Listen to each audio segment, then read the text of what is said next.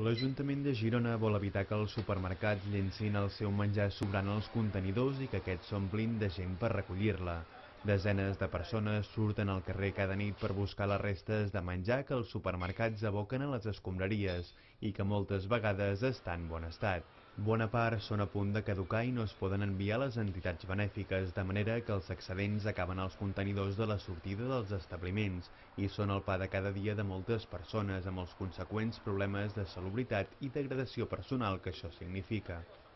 Per aquest motiu, l'Ajuntament avui s'ha reunit amb els gerents d'alguns d'aquests supermercats per començar a definir quines són les possibles actuacions. Uns locals annexes de cada un dels supermercats, col·locar en allà unes lleixes i uns aparells de fred, i sense ordre ni res, vull dir, ells quan retiren unes coses de les lleixes que estiguin dintre de la data de consum, deixar-los sobre aquelles lleixes o dintre de l'aparell frigorífic o del congelador, i després, vull dir, aquesta gent, vull dir que en vez d'anar al container, irien i ho recollirien d'aquest espai. Una possible solució passaria per millorar el temps de resposta entre que un producte està a punt de caducar i que es reparteix a les entitats benèfiques, ja que el poc marge de temps afavoreix que es tiri a les escombraries. Que aquells frescos, i tal com ens han manifestat les diferents cadenes, en tot cas tenen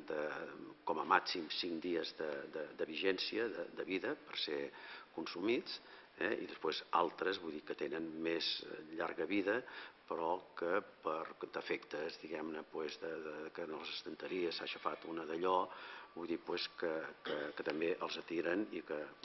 en definitiva són aptes per al consum. Nosaltres l'objectiu que els hem plantejat és dignificar